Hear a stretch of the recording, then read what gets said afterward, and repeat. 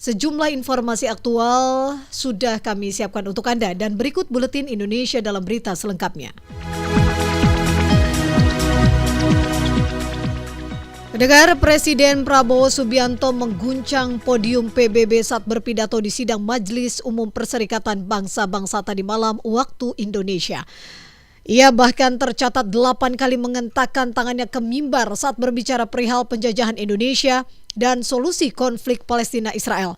Pidato Prabowo berfokus pada hubungan sejarah Indonesia dengan apa yang terjadi di Gaza, Palestina.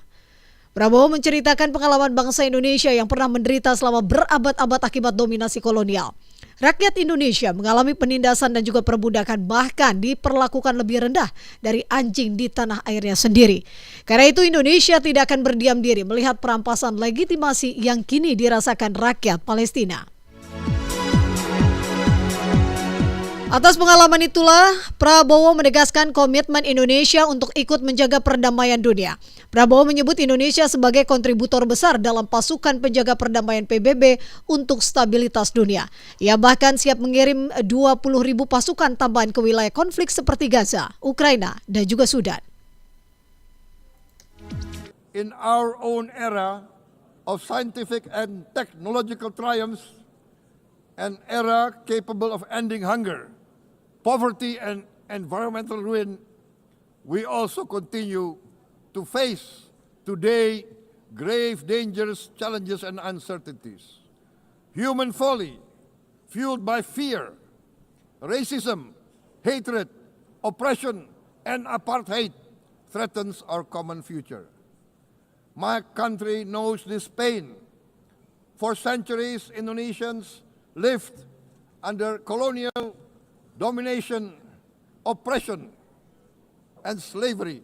We were treated less than dogs in our own homeland.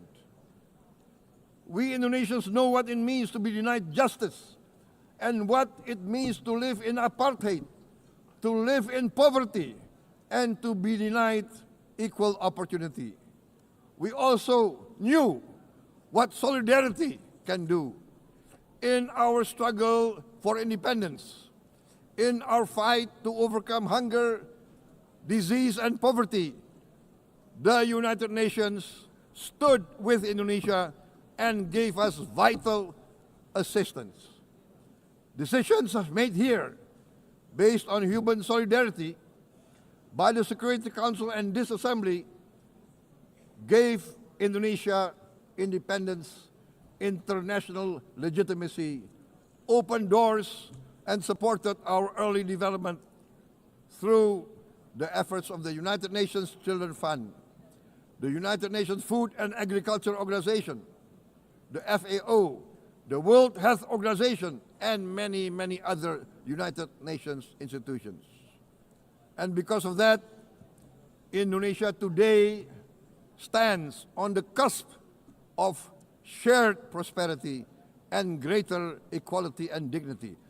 Madam President, Excellencies, our world today is driven by conflict, injustice, and deepening uncertainty. Every day we witness suffering, genocide, and blatant disregard for international law and human decency. In the face of these challenges, we must not give up. As the United Nations Secretary General said, we cannot give up. We cannot surrender our hopes or our ideals. We must draw closer, not drift apart. Together we must strive to achieve our hopes, our dreams. The United Nations was born from the ashes of the Second World War that claimed scores of millions of lives. It was created to secure peace, security, justice, and freedom for all.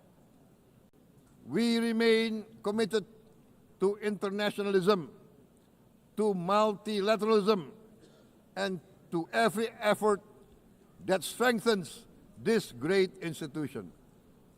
Today, Indonesia is nearer than ever before to meeting the sustainable development goals of ending extreme poverty and hunger. because years ago, this very chamber chose to listen and uphold social and economic justice. We will never forget. And today, we must never be silent while Palestinians are denied that same justice and legitimacy in this very hall. Excellencies, Thucydides warned, the strong do what they can, the weak suffer what they must. We must reject this doctrine. The United Nations exist to reject this doctrine. We must stand for all, the strong and the weak. Might cannot be right. Right must be right. Indonesia today is one of the largest contributors to United Peacekeeping Forces. We believe in the United Nations. We will continue to serve where peace needs guardians, not with just words, but with boots on the ground.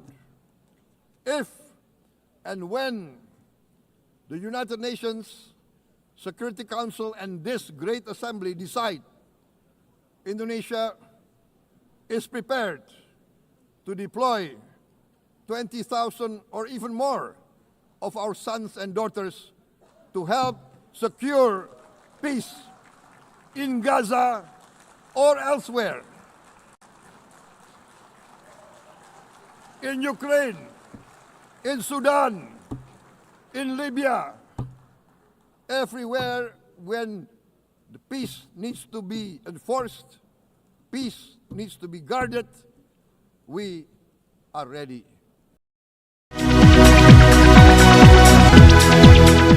Diketahui Prabowo menjadi presiden ketiga yang diberi kesempatan berpidato setelah Presiden Brazil Luiz Inácio Lula da Silva dan Presiden Amerika Serikat Donald Trump. Sebuah posisi strategis yang menempatkan Indonesia berdampingan dengan dua negara besar. Tapi berlawanan dengan pidato Prabowo yang berapi-api membela Palestina. Presiden Donald Trump justru melontarkan kritik terbuka atas keputusan sejumlah negara yang mengakui negara Palestina. Ia menilai keputusan itu memberikan keuntungan besar bagi kelompok Hamas yang akan